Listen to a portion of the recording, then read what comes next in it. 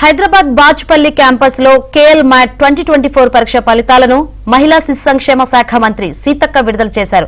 Hyderabad, Vijayawada క్యాంపస్లలో post graduation కోర్సుల్లో ప్రవేశానికై జాతీయ స్థాయిలో ఈ పరీక్ష నిర్వహించారు. ఉన్నత విద్యా కోర్సులను చదవడంతో అత్యున్నత స్థాయికి వెళ్తారని సీతక్క అన్నారు. రాష్ట్రంలో ఉన్నత విద్యను ప్రోత్సహించడానికి ప్రభుత్వం అధిక ప్రాధాన్యత ఇస్తుందని సీతక్క తెలిపారు.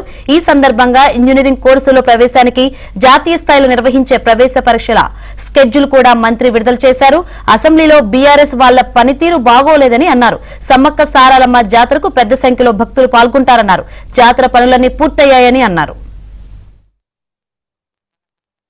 కేఎల్ యూనివర్సిటీ విద్యాలయాలు ఏర్పాటు చేసుకొని మరియు అనేక మంది పేద విద్యార్థులకు అదేవిధంగా మెరిట్ విద్యార్థులకు స్కాలర్షిప్స్ ఇస్తూ అదేవిధంగా ఇక్కడ చదివినటువంటి పిల్లలందరికీ కూడా వారు ఎదుగుతున్నందుకు వారిని ప్రప్రథమంగా నేను అభినందిస్తా ఉన్నాను.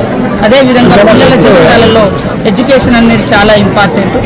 విద్యతో పాటు విజ్ఞానము అదేవిధంగా విలువలు నేర్పించడం కూడా చాలా important.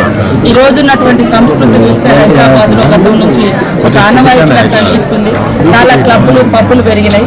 So CM Revanth Reddy గారు కూడా ఉక్క ఇట్లా క్లబ్ల సంస్కృతి మీద కూడా మరి దాన్ని తగ్గించాలి, పూర్తిగా నిషేధించాలన్నటువంటి లక్ష్యంగా అడుగులేస్తున్నారు. యువతను మేము ఒకటే కోరుతున్నాం, తల్లిదండ్రులు పెట్టుకున్నటువంటి ఆశలు ఆకాంక్షలు అదేవిధంగా మీరు నిర్దేశించుకున్నటువంటి లక్ష్యాలు టార్గెట్ రీచ్ కావాలంటే మరి మన యొక్క మనసును అదేవిధంగా విద్యాలయాల్లో ఉన్నప్పుడు బయటికి పోకుండా ఖచ్చితంగా ఎడ్యుకేషన్ మీద దృష్టి పెట్టండి. ఈ దేశ నిర్మాతలు మీరు కాబట్టి ఆ విద్యార్థులందరూ కూడా రేపటి మన మానవ వనరులు.